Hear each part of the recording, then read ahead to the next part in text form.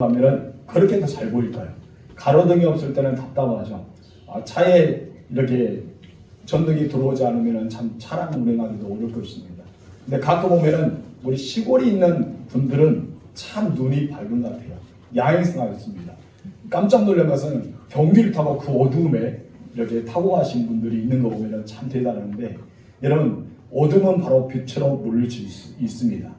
여러분께서 빛의 자녀처럼 어둠을 물리치길 주님으로 축복합니다. 오늘은 교육자 주일로서 예배를 드리게 됐는데, 우리 장로님과 남전도 여전도의 각 회장님들이 열심히 잘 감당해서 감사합니다. 자꾸 맡겨야 될 것 같아요. 아주 갈수록 늘어지고 잘하고 있는 것 같아요. 자, 오늘 본문의 말씀 보면 시편 80에는 북이스라엘 멸망을 경험했던 시인 아삽이라는 사람이 이스라엘 구원을 갈망하면서 지었던 시가 바로 본문의 시입니다. 그래서 이 시는 구원, 회복, 구원과 회복에 대한 그 말씀이 여러 번 등장하는 것을 우리가 보게 되죠. 먼저 아삽은 기도에 앞서 기도의 대상인 것을 먼저 이렇게 고백하는데, 기도의 대상이 누구였다고 합니까? 하나님이라고 고백합니다. 우리의 기도의 대상은 누구다고요? 하나님입니다. 그래서 우리는 기도의 내용보다 먼저 알아야 될 것은 기도의 대상입니다. 기도의 대상을 모르면서 기도하면 어떻게 합니까? 그냥 허공에, 그냥 산 위에서 야호하는 것처럼 그렇게 들릴 뿐입니다. 하면 나의 기도만 들릴 뿐이죠. 그래, 우리가 기도의 대상을 알면은 사람과 사람이 서로 이야기한 것처럼 그리고 하나님 앞에 응답을 받을 수 있다는 것이죠. 그래서 기도의 내용보다 더 중요한 것이 무엇이다? 기도의 대상이다. 반드시 기도의 대상을 알아야 됩니다. 그래서 우리의 기도의 내용이 아무리 간절하고 아름답다 하더라도 기도의 대상이 잘못되면 그 기도는 헛되고 만다는 것이죠. 근데 우리가 드리는 기도의 대상은 하나님인데, 그분은 누구십니까? 우리 첫 번째 나가지 읽읍시다. 시작. 하나님은 나의 목자이다. 하나님은 누구다? 나의 목자. 1절 3번 읽겠습니다. 요셉을 양떼같이 인도하시는 이스라엘 목자여, 귀를 기울이소서. 시인 아삽은 하나님을 가리켜 요셉을 양떼같이 인도하시는 이스라엘의 목자다라고 고백하고 있습니다. 여러분, 하나님이 자신의 목자 되심을 고백하고 있어요. 이것은 하나님과 자신의 관계가 무엇인가를 알고 있었다는 것이죠.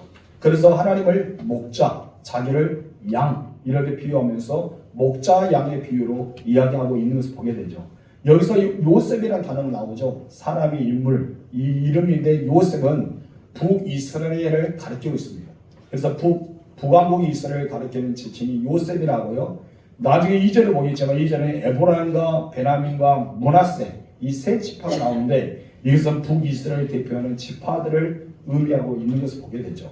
이것을 의미하면서 하나님이 목자라면 그의 백성, 저와 여러분들은 무엇일까요? 하나님 목자예요. 여러분 누굽니까? 염소는 아니겠죠? 그럼 누구예요? 송아지일까요? 그럼 누구일까요? 양이죠. 우리 여사님도 합시다. 양입니다. 혹시 염소가 돼서 막 박지 마시고요. 양이, 여러분은 양이라는 것이죠. 그래서 성경에는 하나님의 백성 우리들을 가리켜 이렇게 양이라는 단어를 많이 씁니다. 특히 시편 79편 13절 3번을 말씀하면 이렇습니다. 다 같이. 우리는 주의 백성이요 주의 목장의 양이니 우리는 영원히 주께 감사하며. 우리는 누구다? 목장 안에 있는 양들이다. 어디 목장? 예수 그리스도 안에 있는, 하나님의 안에 있는 그 울타리에 있는 목장 안에 있는 양이다 라고 표현합니다.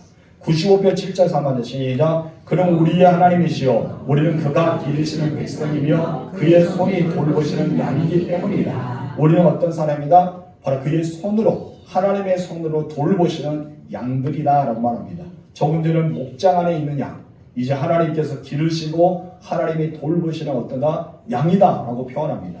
또한 시편 23편 1절에서는 다윗은 이렇게 고백하죠. 시작. 여호와는 나의 목자시니 내게 부족함이 없으리라. 그리고 우리에게 목장에 있는 양, 그리고 하나님께서 우리를 기르시고 돌보시는 양. 그런데 그 양들에게 무엇이 없게 하신다? 부족함이 없게 하신다. 누구의 양이기 때문에? 하나님의 양이기 때문에 그렇게 말씀합니다. 예수님은 요한복음 10장 14절에서 이렇게 말씀하죠. 다 같이. 나는 선한 목자라. 나는 내 양을 알고 양도 나를 아는 것이. 한마디로 선한 목자 되신 우리 주님께서 양을 다 알아본다는 것이죠. 이곳에서 양과 염소가 있을 텐데 양과 염소에 대해서 다 알아보죠. 그 여러분들도 주의 음성을 듣고 주님을 알아볼 수가 있다는 것이죠. 여러분들은 염소입니까? 여러분들은 양입니까? 누구예요? 나중에 봅시다. 다들 저 하나님 앞에 가면 알겠죠? 양인지 염소인지. 나 양인 줄 알았는데 염소에 왜 내가 있지? 하나님 나 잘못 왔어요. 그러면 뭘 할까요? 하나님께서 절대 잘못한 것이 아니다. 내가 염소 같았는데 어느 날 양으로 있어요. 하나님 저 염소인데 왜 양으로 있었어요? 너 원래 구원 받았어. 양이야. 우리는 그럴 때가 많죠. 그래서 우리가 언제 그랬습니까? 언제나 단어를 많이 쓰잖아요. 근데 하나님께서 이미 우리가 구원의 은혜를 경험했던 것을 보게 됩니다. 신약과 구약을 통틀어서 목자와 양의 관계에서 500번 이상이 나옵니다. 그렇다면 성경은 왜 하나님과 우리를 목자와 양의 관계로 비유하고 있을까요? 그것은 양들은 목자가 없이는 살아갈 수 없는 동물이기 때문입니다. 양은 어떻게 보면 이 동물 중에서 가장 우둔하고 연약한 짐승입니다. 그렇기 때문에 듣는 것이 발달됐지만 눈이 잘 보이지 않아요. 그래서 양은 자기 앞에 있는 양무리를 따라갈 수밖에 없어요. 그래서 양무리들은 항상 누가 필요합니까? 목자가 필요합니다. 스스로 먹이를 구할 수도 없고, 그래서 성경에서는 시편 23편에 보면은 목자가 푸른 풀밭과 시내 물가를 인도해야 된다. 그래서 우리가 목자와 양의 그림 보면은 날마다 목자가 무엇을 가지고 지팡이 가지고 양떼를 이끌죠.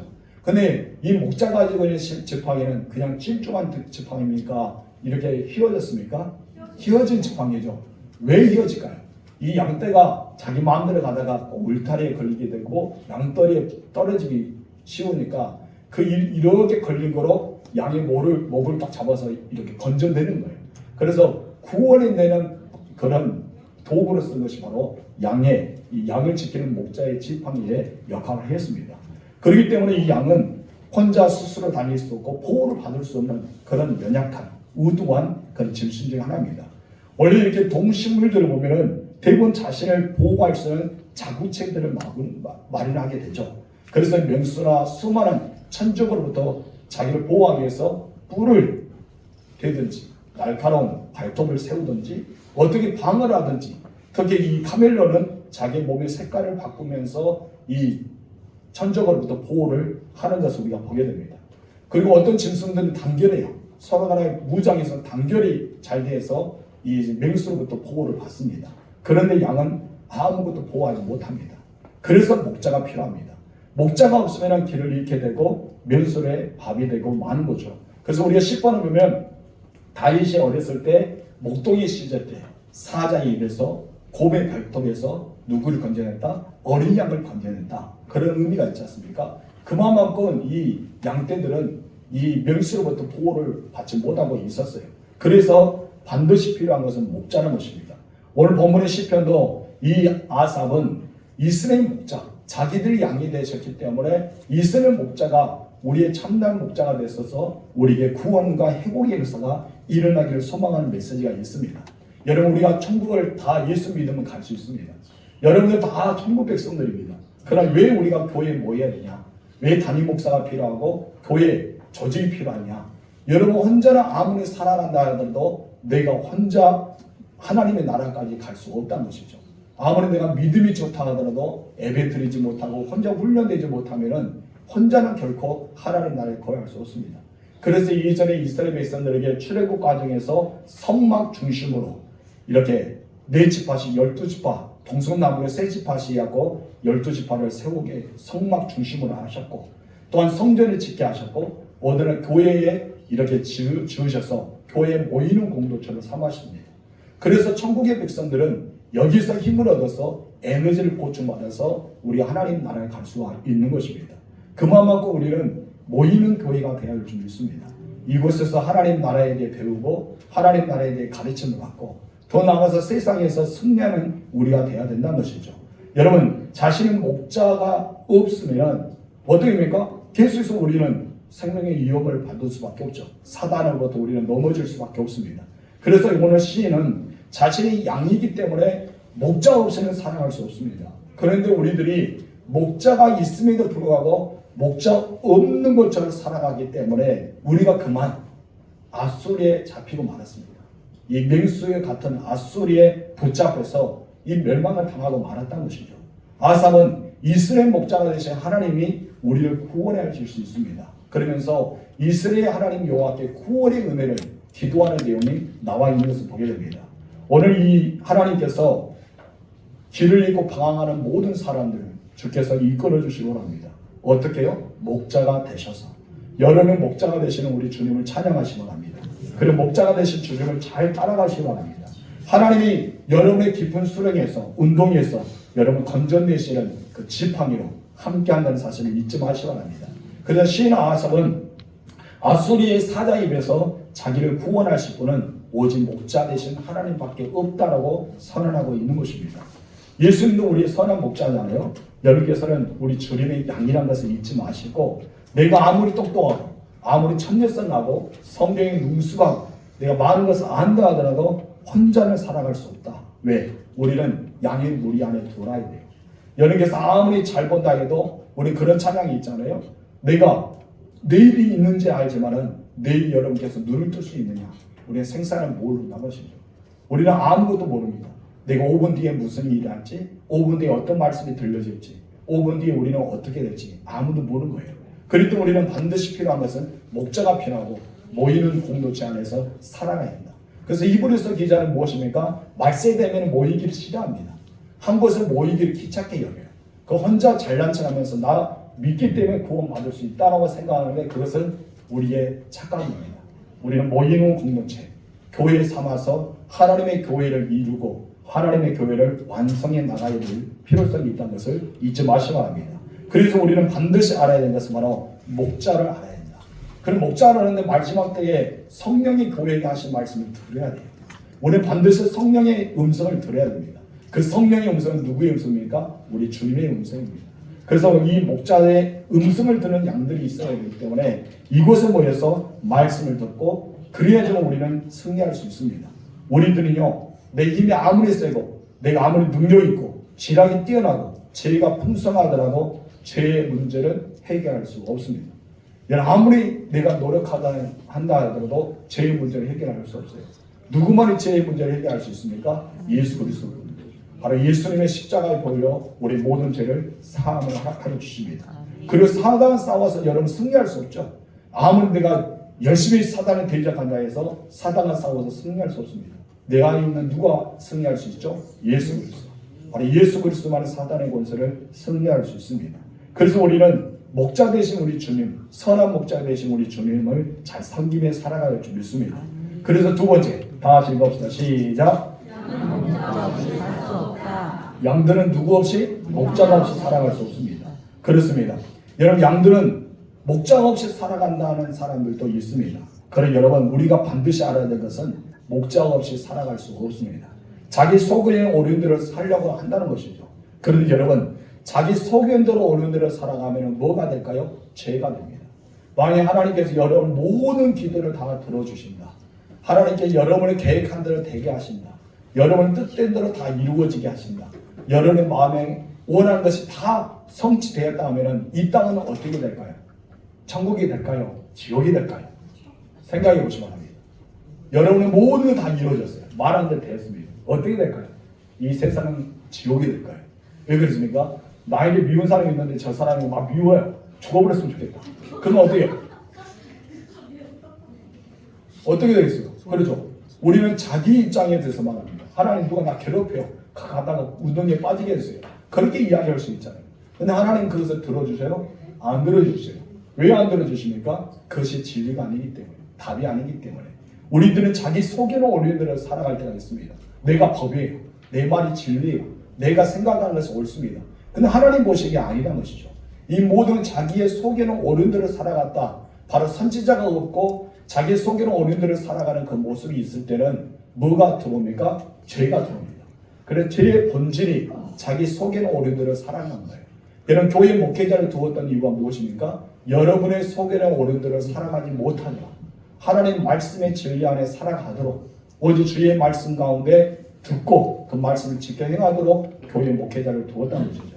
그래서 우리는 나의 혼자 있으면 나의 속에는 옳은 대로 살아갈 때 많습니다. 여러분들은 여러분의 속에는 옳은 대로 살아가는 것이 아니라 말씀에 의지해서 살아가는 여러분 되실 줄로 축복합니다. 그래서 우리는 이사야 선지자 메시아가 이 땅에 오실 때 그의 사역에 대해서 이야기하면서 이사야 53장 6절에 이렇게 말합니다. 우리 다 읽어봅시다. 시작. 우리는 다 양 같아서 그를 행하여 각기 제 길로 갔거늘. 우리는 양 같은데 하나님의 음성을 들어야 되고 목자 되신 주님을 의지하며 살아가 있는데 나도 모르게 어떻게 됩니까? 바로 그 음성을 듣기를 거부한다는 거죠. 거부하고 그를 향하여 각기 자기 길로 갔다는 제 본질에 빠지고 말았다는 것입니다. 이렇게 살아갔던 최초의 인간이 있었습니다. 누구일까요? 최초의 인간. 김호영이라면 답이 절대 아닙니다. 누구일까요? 아담과 하와. 아담과 타락하죠. 무엇 때문에 타락합니까? 바로 자기 속에는 오류들을 사랑하기 위해 자기 신이 되기 위해서 그랬다는 것이죠. 인간이 또한 바벨탑을 지립니다. 노아의 홍수의 사건이 남아서 이제 인간이 좀 번성하게 돼요. 노아의 후손들이 점점 이제 번성할 때 이 사람들이 우리가 한 민족이고 이제 흩어지지 말자. 그리고 그런 마음을 가지고 바벨탑을 쌓게 됩니다. 근데 바벨탑을 쌓는 원인은 무엇입니까? 바로 그들이 제 본질에 들어왔기 때문에 하나님같이 되고자 하는 마음이 있었기 때문입니다. 여러분 탕자가 아버지 집에 나갔어요. 왜 나갔을까요? 아버지의 구속을 받기 싫었겠죠. 아버지의 간섭을 받기 싫었죠. 예, 자기 마음대로 세상을 살아나갔더니 오히려 세상은 만만치 않았습니다. 자기가 있을 때 돈이 있을 때 주변에 사람들 많이 모였어요. 그런데 하나도 없을 때 사람들 어떻습니까? 떠나보고 말았습니다. 세상을 의지해봤더니 세상은 나에게 힘과 능력과 그 모든 주는 것이 아니었다는 것이죠. 내게 있는 것을 다 허비하게 만듭니다. 이제 나는 완전히 가난해집니다. 어떻게 가난합니까? 영적으로도 가난해지고 육체적으로 가난되고 이제 재력적으로도 가난되고 말하는 것이죠. 그래서 탕자가 가장 먼저 떠오르는 것이 어디요? 내 아버지 집이라는 것을 떠오릅니다. 내 아버지 집에는 품꾼이 얼마나 많은가. 나는 품꾼을 하나로 여기면서 아버지께로 가는 거예요. 이것이 바로 우리가 모이는 공동체의 중요성을 말해주고 있습니다. 여러분들은 이 모든 것을 결과적으로 보면 무엇이에요? 바로 제 본질이다. 우리 피조물 인간들이 자신의 지식과 지혜와 경험으로 살 수 있다고 생각합니다. 주님의 도움이 없이도 살아갔다고 생각합니다. 그런데 이 모든 것은 사망에 이르는 죄의 본질이라는 것을 우리는 알아야 됩니다. 그래서 이 아삽이 북이스라엘 멸망하였다는 원인은 바로 이렇기 때문에 멸망했습니다. 하나님, 우리가 북이스라엘 멸망했던 것이 이겁니다. 하나님 용서해달라. 이것을 기도하고 있는 것이에요. 그래서 하나님 앞에 이렇게 기도합니다. 1절 중간 읽겠습니다. 시작. 구름 사이에 자정하신 이여 빛을 비추소서. 어떤 빛을 비추라고요? 구원의 빛을 비춰달라는 거. 회복의 빛을 비춰달라는 거. 우리를 양으로 여기시사 목자 되신 분이 우리를 이끌어달라고 기도하고 있는 것입니다. 여기서 구름 사이에라는 단어가 있습니다. 구약 시대에는 성막과 성전이 있었어요. 오늘날은 무엇이 있어요? 교회가 있죠. 근데 출애굽할 때는 성막이 있었고 이제는 솔로몬 시대부터 성전이 있었습니다. 이 성막과 성전의 특징들은 이 성막이 뜰이 있었다는 거죠. 우리 교회 마당에 있는 것처럼 뜰이 있어요. 그리고 울타리가 쳐졌죠. 여기서 바로 하나님의 공간, 임재를 상징하는 공간을 뜻합니다. 그런데 이 성전 안에는 갈라졌습니다. 제가 앞에 서 있는 이곳에는 지성소, 여러분이 앉아있는 것은 성소에서 성소와 지성소가 갈라졌어요. 여러분, 뜰에 이 마당에는 무엇이 있으냐? 마당에는 여러분 번제단과 물두멍이 있었고 성소 안, 여러분이 앉아있는 그 성소 안에는 등잔대와 떡상과 분향 제단이 있었습니다.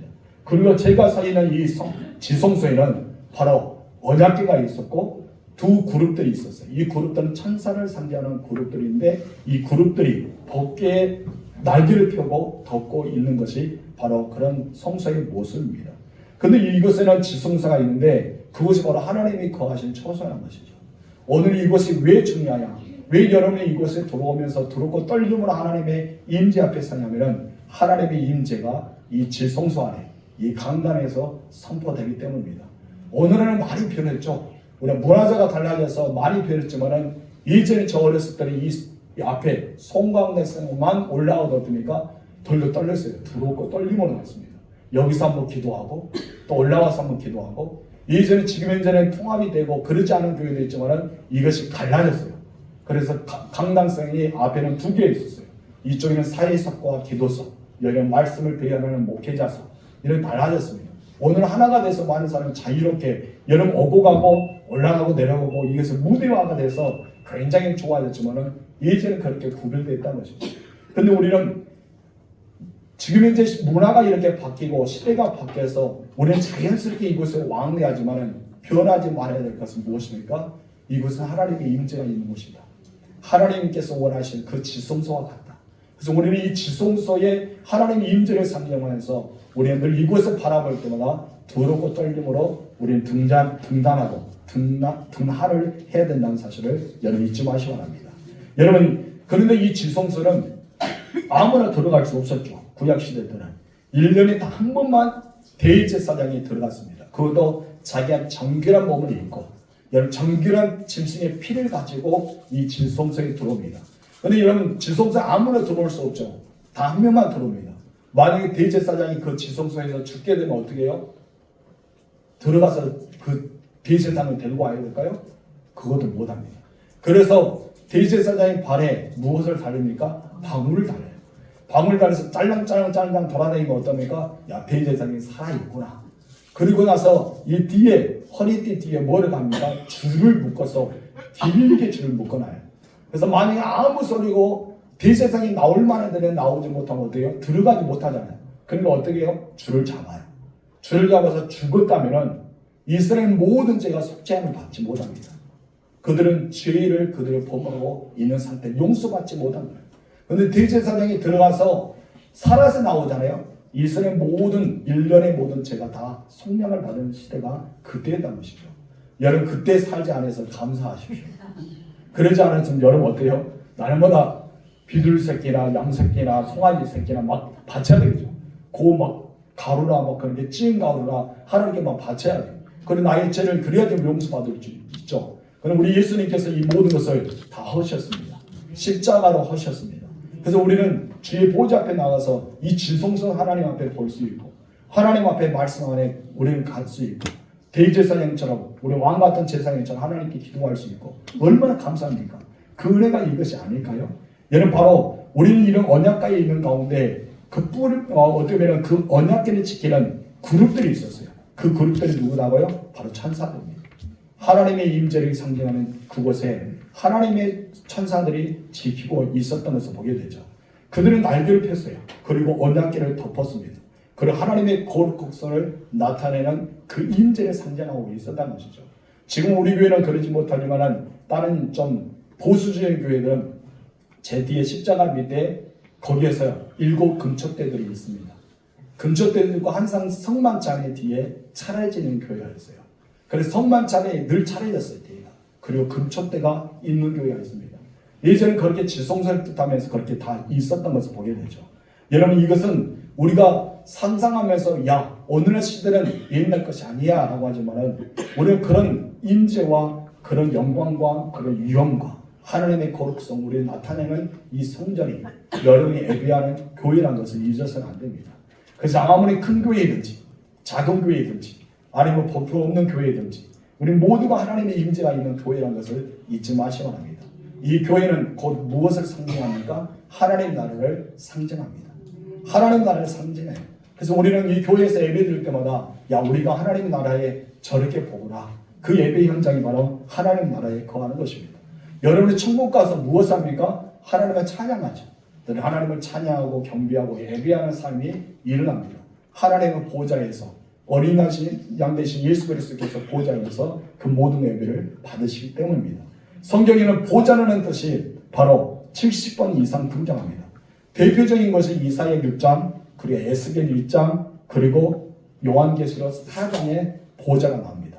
그 하나님 보좌 나오는데 그곳에 보좌가 있는 곳에는 반드시 그곳에 지키고 수종을 두르는 자가 있었는데 그 자가 누군지 아세요? 천사들이 두릅니다. 그룹들. 이 천사들이 등장합니다. 특히 우리가 이사야 6장 보면은 주께 높이 들린 보좌에 앉았는데 그곳에 스랍들이 있었다. 이 스랍들은 바로 천사를 뜻합니다. 근데 여기 나오는 스랍들은 어떠냐? 날개가 6개예요. 여러분 생각해 보세요. 날개가 6개예요. 여러분 새들의 날개가 몇 개예요? 양쪽에 하나씩 2개잖아요. 그 6개예요. 6개인데 여러분 두 날개는 발을 달고 두 날개는 얼굴을 달고 두 날개는 날아요. 상상해 보세요. 두 날개는 얼굴을 달고 두 날개는 발을 달고 두 날개는 나릅니다. 그러면서 이들이 하는 말은 무엇인지 아세요? 거룩하다 거룩하다 거룩하다 만군의 여호와여. 하나님은 그곳에 나르면서 거룩하다 거룩하다 거룩하다 하나님께 영광의 찬양을 돌리고 봅니다. 여러분 요한계시록 4장에 보면은 요한의 한 상 중에 하늘문이 열리는데 그 하나님의 영광의 보좌를 보았습니다. 그 영광의 보좌는 너무나 빛나고 높았어요. 그리고 정말 찬양했습니다. 그 모습이 벽옥과 한보석 같고 보좌 주변에는 높보석 같이 둘러싸여 있었습니다. 그리고 보좌 주변에는 24 보좌가 있는데 24 장로들이 흰 옷을 입고 그곳에 머리에 금관을 쓰고 앉아 있었던 걸 보게 되죠. 또 보좌 앞에는 7 등불이 있고 보좌 가운데는 주변에 사자, 송아지, 사람, 독수리 같은 얼굴을 가진 4 생물들이 있었어요. 여러분 이것은 바로 예수님의 성품과 예수님의 사역, 사복음서를 뜻하고 있는 것을 우리가 보게 됩니다. 이 생물들 각 날개 6개를 가지고 밤낮 쉬지 않고 무엇을 한다고요? 조금 전에 제가 말했던 거. 무엇을 했어요? 쉬지 않고 나누면서 무엇을 했습니까? 거룩하다, 거룩하다, 거룩하다. 이 거룩의 산중을 부르고 있었던 것이죠. 여러분 이것이 바로 하나님의 영광의 보좌이기 때문입니다. 여러분들이 하나님 앞에 예배하는 이곳은 하나님의 영광의 보좌가 있습니다. 지금 이 아삽은 그 영광의 보좌에 앉으신 주님께 기도하고 있는 거예요. 여러분 왜 성전에서 기도해야 되는지, 여러분 중요한 것은 무엇인지 아시죠? 하나님의 임재가 이곳에 있기 때문에, 하나님의 얼굴 앞에 여러분이 있기 때문에, 하나님의 앞에 서서 여러분이 기도해야 되는 이유가 바로 여기에 있다는 것입니다. 하나님의 보좌 앞에 여러분이 얼굴을 대면한 거예요. 그래서 교책교회든지 작은 교회든지 여러분 큰 교회든지 대형 교회든지 몇만 명 모이는 교회든지 그것은 하나님이 따지지 않습니다. 모든 교회 작든지 크든지 그것은 하나님의 임재, 하나님의 보좌 앞에 있기 때문에 우리는 그곳에서 예배를 드리는 거예요. 여러분 물론 골방의 기도도 중요합니다. 물론 집에서도 기도 중요합니다. 사업장에서 직장에도 기도 중요합니다. 기도의 감도도 중요합니다. 그래서 가장 우리가 해야 될 것은 나의 몸된 교회 앞에 나와 임재하신 주의 보좌 앞에 기도한 것이 가장 좋아요. 저는 여러분에게 기도한다도 뭐라 하지 않습니다. 골방 기도하도 뭐라 하지 않습니다. 그래서 저는 가장 중요시적인 것은 바로 성전 기도입니다. 여러분 기도의 제목이 있으면 어디 나오라? 성전에 나오라. 하나님의 몸된 교회, 내 지체에 있던 내 몸된 교회에서 기도해야지 더 유익하지 않아요? 여러분 우리는 몸된 교회를 늘 생각해야 돼요. 여러분이 이곳의 지체입니다. 여러분이 이 교회의 한 일부입니다. 여러분 이곳에서 하나님 앞에 보좌에서 기도하는 여러분이 되어야 된다는 것이죠. 그래서 이 아삽은 그 영광의 보좌에 계신 주님 앞에 기도를 하고 있는 거예요. 기도의 대상은 영광의 보좌에 앉으신 바로 하나님이셨습니다.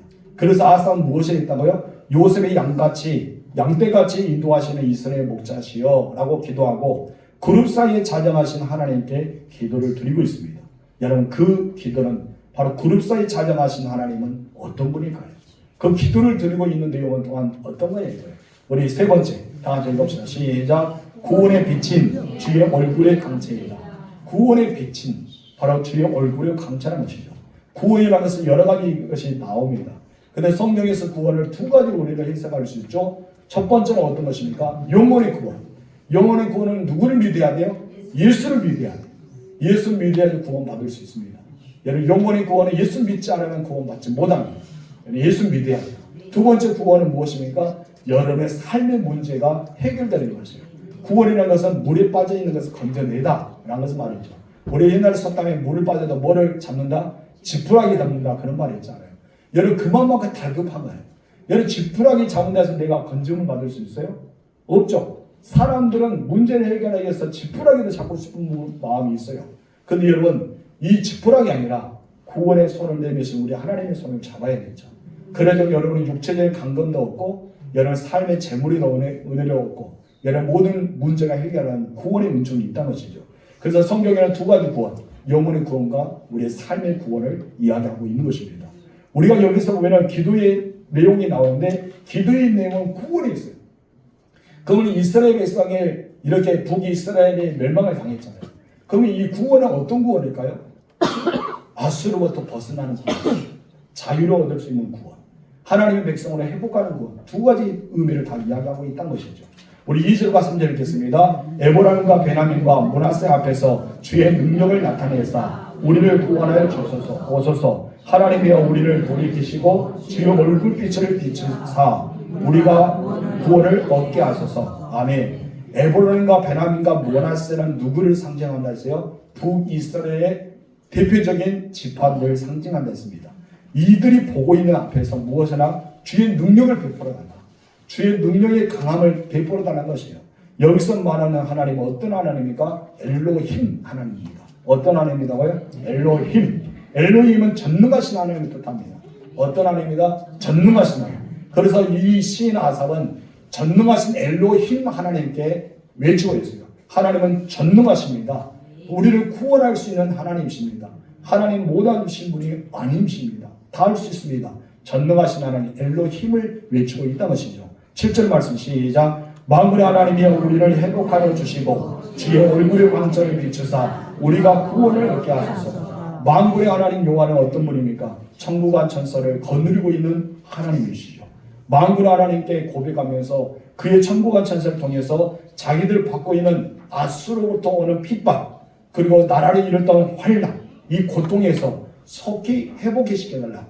우리를 구원해달라 고백하고 있습니다. 여러분들은 어떤 고통에 따르고 있습니까? 여러분 어떤 환난에 따르고 있습니까? 우리는 육체적인 고통이 질병 때문에 힘드는 사람이 있을 거예요. 물질에 월급받아서 물질 때문에 허그덕거리는 사람이 있을 거예요. 가정적인 문제, 자녀의 문제, 삶의 문제, 관계적인 문제 수많은 것이 있다는 것이죠. 그럼 우리는 하나님 앞에 기도해야 됩니다. 만군의 여호와여 이런 모든 것으로부터 보좌에 계신 우리 주님께서 나를 어떻게 해라? 속히 회복시켜달라.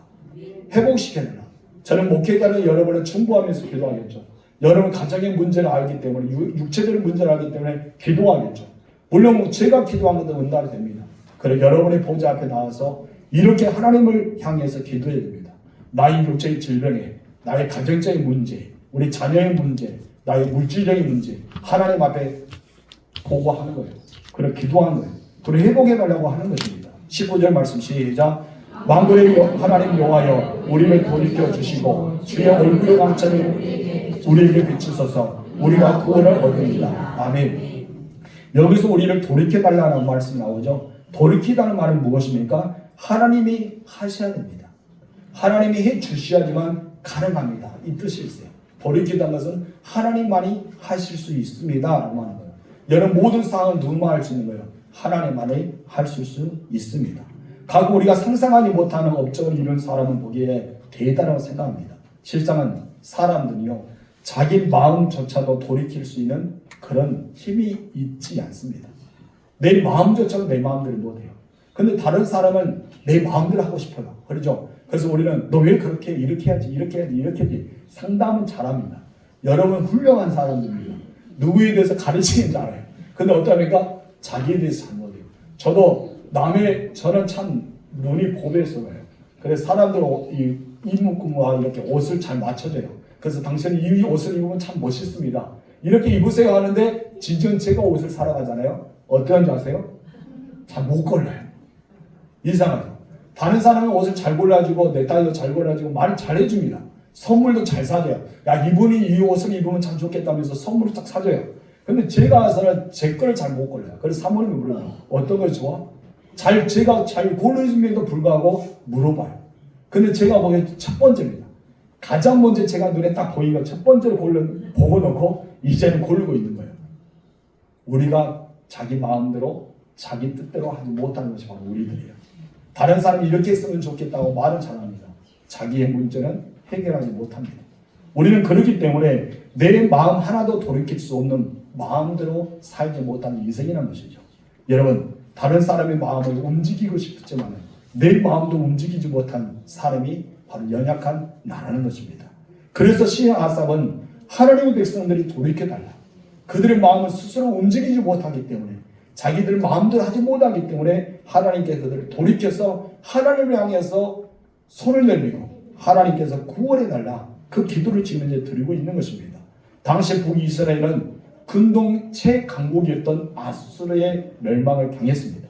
그렇기 때문에 이 전쟁에서는 어떤 신들의 싸움이었어요. 전쟁은 어떤 싸움이었어요? 신들의 싸움이에요. 그래서 아수르의 신 그리고 이스라엘 신 둘이 싸운 거예요. 싸우는데 누가 지고 말았어요? 누가 지고 말았어요? 북이스라엘 졌지 않아요. 누가 그럼 이겼어요? 아수르가 이겼습니다. 그렇다면 그 전쟁에서 이 아수르 신을 섬겨야 돼요. 왜? 우리의 신이 적기 때문에. 전쟁에 우리의 신이 적기 때문이에요. 그래서 이것을 전쟁으로 보면은 정말 아수르의 신보다 우리의 신이 더 연약합니다. 나약합니다. 힘이 없는 것 같아요. 왜? 전쟁에서 우리가 졌기 때문에. 그때 당시는 그랬다는 것이죠. 여전히 무기의 싸움도 있고 최첨단의 싸움도 되지만은 그 군동에서는 그렇게 바로 신들의 싸움과 같다는 것이죠. 그런데 이 아삽은 그것을 인정하지 않는 거예요. 우리가 북이스라엘에게 졌고 북이스라엘이 아수르에게 졌고 아수르를 섬기는 그 신들이 위대하다고 그들은 말하지만은 우리의 섬기는 하나님이 위대하지 않고 열등한 존재라고 이야기하지만은 나는 그렇게 생각하지 않습니다. 그 하나님은요 엘로힘입니다. 전능하신 하나님입니다. 이것은 누가 고백하고 있는 거예요? 아삽이 고백하고 있는 거예요. 그것이 바로 시편 80편입니다. 여러분 정말 하나님 되심을 인정해야 돼요. 그 하나님이 나의 하나님이 돼야 돼요. 여러분 다른 어떤 종교가 섬기는 신들이 있지만은 그 신이 아니라 그들이 말하고 올뚱하게 보이고 위대하게 보이고 뛰어나게 보이더라도 그보다 더 능력이 있고 그보다 더 위대하시고 그보다 더 전지전능하신 분이 하나님이라는 걸 알아야 된다는 것이죠. 그래서 우리는 여기서 보니까 그 양떼 이 아수르 선에서부터 구원해 주시고 우리의 목자가 되시다. 그룹 사이에 자정하시고 악인들을 심판하시고 천국과 천사를 통해서 이 만군의 하나님께 온전히 신뢰하고 돌아올 수 있도록 그 북이스라엘 지파들을 돌이켜달라 이 메시지를 증거하고 기도하고 있는 것입니다. 여러분의 하나님은 바로 여호와 하나님이십니다. 전지전능한 하나님이십니다. 나의 목자가 되신 하나님이라는 것입니다. 그룹 사이에 자정하신 만군의 하나님 그 하나님이 나의 하나님이시고 여러분 그의 백성이고 여러분 그의 양떼입니다. 그래서 우리는 이 모든 걸 회복해 가려고 누구 앞에 기도해야 돼요? 하나님 앞에 기도해야 되죠. 여러분 인생의 문제를 사람에게 잘 털어놓죠. 옆에 자체한 사람에게 다 인생의 문제를 털어놓습니다. 근데 하나님께 털어놓은 적이 있어요? 없죠. 예배 끝나자마자 바쁘게 팍 가불잖아요. 주기도문 하자마자 가불잖아요. 언제 털어놔요? 기도하세요 오면 기도한다요. 어디서? 골방에서 집에서. 그래서 예수님이 곧말에서 기도해서 골방에서 기도합니다. 그 말은 잘해요. 배운 것이 있어요. 저는 여러분에게 골방에 기도를 원하지 않습니다. 어디 기도하는 거야? 성전에 기도. 교회에서 기도하라. 하나님 보좌 앞에, 임재 앞에, 그 앞에서 그룹 사이에 계신 좌정하신 이 지성사가 보이는 것, 이곳에 기도하라는 것입니다. 그래서 우리는 회복에 관한 기도해야 되는 거예요. 3절 중간에 읽겠습니다. 시작. 7절 중간 시작. 19절 중간 시작. 주의 얼굴의 광채를 우리에게 비추소서 우리가 구원을 얻으리이다. 3절, 7절, 19절에서 동일하게 나타나는 것이 무엇이에요? 주의 얼굴의 빛, 주의 얼굴의 광채. 이 광채에 대해 말합니다. 그래서 이 시인 아삽은 주의 얼굴의 광채, 빛을 비춰달라. 이렇게 구원해달라. 시편 80편에 오면 4번이나 광채, 빛에 대해서 나와 있는 것을 보게 됩니다. 이것을 통해서 회복과 구원에 대해서 이야기하는데 바로 오직 주의 얼굴의 광채를 비추는 것을 회복의 은혜, 구원의 은혜라고 생각했습니다. 하나님은 영이시기 때문에 얼굴이 없어요. 그렇죠? 그런데 성경에는 하나님 얼굴에 그 광채를 비추는 장면이 많이 나옵니다. 특히 민수기 6장에 보면 하나님은 대제사장인 아론을 삼하고 그 아들들과 함께 너희 이스라엘 자손에게 이렇게 축복하면 내가 그들의 복을 내리겠다 하면서 그때 등장하는 단어가 무엇인지 아세요? 하나님의 얼굴의 광채입니다. 그 빛이라는 것이죠. 우리 민수기 6장 읽겠습니다. 24절부터 시작. 여호와는 내게 복을 주시고 너를 지키시기를 원하며 여호와는 그의 얼굴을 내게 비추사 은혜를 베푸시기 원하며 여호와는 그 얼굴을 내게를 향하여 드사 평강을 주시기를 원하노라 할지니라 하나. 아멘. 굉장히 축복이에요. 여러분의 이름을 넣어보고 우리 다시 한번 읽어볼까요? 여호와는 호영이에게 시작. 여호와는 호영이의 복을 주시고 호영이를 지키시기를 원하며 여호와는 그의 얼굴을 호영에게 비치사 은혜 베푸시기를 원하며 여호와는 그 얼굴을 호영에게로 향하여 드사 평강 주시기를 원하노라 할지니라. 여러분 제 이름을 말하는 사람이 있었어요. 저는 깜짝 놀랐어요. 호영이가 이렇게 많은 줄 몰랐습니다. 다 호영이에요. 그러기는 제가 좋습니다. 제 이름이 참 어려워요. 그래서 쟤는 김호영입니다 하면 전 김호영으로 쓴 사람 별로 없어요. 뭐라 쓰는지 아십니까? 영어로 써요. 영어로 쓰는 제가 늙어요. 저는 김호영입니다. 누구요? 김호영입니다. 잘 못 알아듣을 때는 영영죽해지 영입니다. 그런 말 하는데 여러분의 이름을 여기 넣으면 얼마나 좋은지 몰라요. 그렇죠. 여호와는 자기 이름을 넣을 때 나에게 복을 주시고 나를 지키시고라며 여호와의 얼굴을 나에게 비춘단 말이에요. 하나님의 얼굴은 나에게 비춘다. 그럼 뭐 한다? 은혜 베푸심을 하고 여호와는 그 얼굴을 나에게 향하여 드사 하나님 나를 주목하고 있는 거예요. 나에게 향해 드사 평강 주시는다. 이처럼 놀라운 축복이 어디 있습니까? 근데 여기서 뭐가 나와요? 얼굴이 나와요. 얼굴이 등장합니다. 그래서 얼굴이 등장하는 이것은 하나님의 의인과 적으로 표현한 것입니다. 하나님 얼굴은 하나님의 성품입니다. 하나님의 인격을 상징하죠. 그래서 여기서 하나님 얼굴은 하나님의 성품과 하나님의 인격을 상징하고 있어요. 그래서 하나님의 얼굴을 우리에게 비춰줘야지만 그 자체가 무엇이죠? 복이란 것이죠. 하나님이 나의 얼굴을 향하여 드는 자체가 내게는 큰 복이란 것이죠. 저주가 무엇일까요? 저주는 하나님의 얼굴을 내게 돌리는 거예요. 나에게 돌리는 거. 여러분 보고 싶지 않아서 돌리는 거. 이것이 무엇이에요? 바로 얼굴을 가리운다는 것이죠. 하나님의 얼굴을 가리운다는 것은 인간에 있어서 가장 큰 절망이고 저주가 따로 없습니다. 그래서 욥은 힘든 고통을 나가면서 어찌하여 주의 얼굴 나에게 가리냐 그 고백을 하죠. 우리 읽어봅시다. 욥기 13장 24절 시작. 주께서 어찌하여 얼굴을 가리시고 나를 주의 온수로 여기시나이까. 하나님이 가린 적이 있을까요? 없을까요? 없어요. 근데 우리가 환난을 당하다 보니까 육체의 고난을 당하다 보니까 너무나 힘들다 보니까 하나님께서 어떻게 하고 있는 것 같다? 얼굴을 가리고 있다. 그런 생각할 때가 있다는 것이죠. 근데 하나님은 하나님의 사람들에게 결코 얼굴을 가린 적이 없습니다. 나중에 우리가 24장에 보면 하나님께서 내가 너에게 얼굴을 가린 적이 있냐 하면서 우리가 42장에 보면 그렇게 나옵니다. 그래서 욥기에 보면 하나님은 한 번도 욥을 향해서 얼굴을 가린 적이 없었어요. 다 알고 있었습니다. 이것은 사람의 관계도 마찬가지입니다.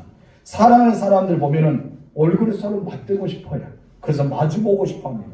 여러분 보면 보면수록 그리워요. 참 이상하죠. 왜 그럴까요? 좋으니까, 사랑하니까. 잠시 떨어져 있어도 보고 싶어요. 왜요? 좋아하니까, 사랑하니까. 이게 사람 관계죠. 반대로 사랑하지 않는 사람, 미운 사람은 어떠합니까? 얼굴을 보고 싶어요. 얼굴은 피하고 싶어요. 여러분 얼굴을 애매하고 싶어요. 딱 보이면 어떠니까 등도로 돌아가요. 애나무 다리에서 만나는데 어떠니까 아세요? 등도로 돌아갑니다. 예전에 옛날에 다니면서 미련을 보고 자기가 지나간다는 말이 있었는데 요즘엔요 아예 개인 프로를 많이 해서 앵암을 대해서 딱 마주치면 어떤 줄 아세요? 암은 바빠도 뒤로 돌아가버려요. 요즘에 이 정도 믿다는 거예요. 여러분 하나님에 대한 불신도 마찬가지죠. 그와 같이 된다는 것이죠. 여러분도 혹시 이곳에서 미운 사람 있습니까? 얼굴도 보고 싶지 않고 함께 이야기하고 싶지 않고 등 돌고 애나무 다리 만나면 도망가 보고 싶고 그런 사람 있냐 이거예요. 여러분 그것은 바로 얼굴을 돌린 거예요. 여러분들 그런 사람 없기를 주님으로 축복합니다. 다 좋아하고 사랑하시기 바랍니다. 그럼 어떻게 사랑하면 어떠니까? 보고도 그립고 안 보이면 또 보고 싶고 그런 사람들 다 여러분들이에요. 그런 사람이 되시기 바랍니다. 아멘 안 하는데 절대 그런 사람 없는 겁니다. 그리고 하나님 향해서 얼굴을 든다는 것은 놀라운 사랑과 관심이야. 내가 너를 이렇게 사랑해. 내가 너에게 이렇게 관심을 갖고 있어. 그렇기 때문에 주께서 그 얼굴을 우리에게 향하여 드신 것은 하나님의 얼굴의 광채를 우리에게 비춰준다는 거예요. 하나님의 임재가 우리에게 나타난다는 것이죠. 그렇기 때문에 우리는 항상 하나님의 빛 안에 머물고 있다는 사실을 우리는 알아야 됩니다. 하나님 빛은요 단순한 빛이 아닙니다. 하나님의 성품과 하나님의 능력과 하나님의 사랑과 하나님의 거룩성이 우리에게 비춰주고 있어요. 세상이 줄 수 없는 참된 평화가 우리에게입니다. 어둠을 물리칠 수 있는 우리 능력이 나타난 거예요. 그래서 모든 것을 회복시키는 창조의 능력이 그 빛 가운데 나타난 거예요. 그래서 우리는 이 말씀을 읽을 때마다 시편 80편과 우리는 민수기 6장 24절 이하의 말씀을 들을 때마다 마음이 뛰어야 돼요. 심장이 뛰고 은혜가 충만해야 됩니다. 그래서 우리는 하나님 얼굴의 광채가 우리에 비치면 어둠이 떠나고 질병이 들린 자가 치유되어지고 모든 영역에서 회복의 역사가 일어나고 말합니다. 그래서 시인 아삽이 우리 모든 삶을 회복해 주세요. 그것이 무엇이다? 하나님의 얼굴의 광채를 비춰달라. 그 비춰주면 다 회복할 수 있으니까 비춰달라는 거예요. 사도 바울도 마찬가지잖아요. 예수를 믿는 자를 예루살렘 잡아가기 위해 또 이제는 다메섹으로 갑니다. 그때 하늘에서 헌혈의 큰 빛을 보게 되죠. 그 빛이 그를 둘러싸고 비치기 시작하면서 그때 당시 해상하면서 바울이 이렇게 말하죠. 사도행전 22장 6절 7절 읽겠습니다. 시작. 오정쯤에 호련히 하늘로부터 큰 빛이 나를 둘러 비치매 내가 땅에 엎드려져 누리니 5점쯤이 되면은 여러분 하늘에서 우리 정오쯤 말합니다. 머리에서 비치는 거예요. 굉장히 뜨거운 빛이죠. 어디는 가장 찬란한 빛인데 이 해의 빛보다 우리 주님의 빛이 더 비쳤어요. 해의 빛보다 더 빛난 빛이 큰 빛이 자기를 비쳤다는 것이죠. 여러분 태양빛보다 더 큰 빛이 바로 우리 주님의 빛입니다. 부활하신 우리 주님의 영광의 모습으로 비치는 거예요. 그것쯤 우리에게 날마다 빛을 비치고 있다는 것이죠. 성도 여러분, 그 빛의 은혜 가운데 살아갈 줄 믿습니다. 그 영광의 빛은 우리 눈으로 보지 못하는데도 지금까지 끊임없이 우리에게 그 은혜의 빛을 비추고 계십니다. 여러분에게 놀라운 회복의 역사가 일어나길 바랍니다. 그래서 바로 우리가 은혜가 파도처럼 내게 밀려와야 되고 우리 모든 육체의 질병이 치유돼야 되고 심령이 회복돼야 되고 가정이 회복하는 역사가 일어나야 될 줄 믿습니다. 그를 위해서 여러분 어디를 사모하라? 주의 보좌, 지성소를 바라보면서 하나님의 임재가 있는 보좌를 사모하라. 그리고 이것을 하나님의 얼굴 향해서 드십시오. 그럴 때 하나님께 여러분을 바라보면서 그 은혜를 회복할 줄 믿습니다. 목자가 되시는 우리 주님께서 여러분과 함께 하십니다. 여러분의 모든 삶의 회복과 구원의 은총을 베풀어 줄 믿습니다. 그 목자는 여러분들의 가장 옳은 길, 가장 선한 길, 가장 좋은 길, 가장 복된 길로 인도하신다는 거예요. 그것을 믿고 나아가는 여러분 되실 줄로 축원합니다. 기도하겠습니다. 하나님 감사합니다. 오늘 교육자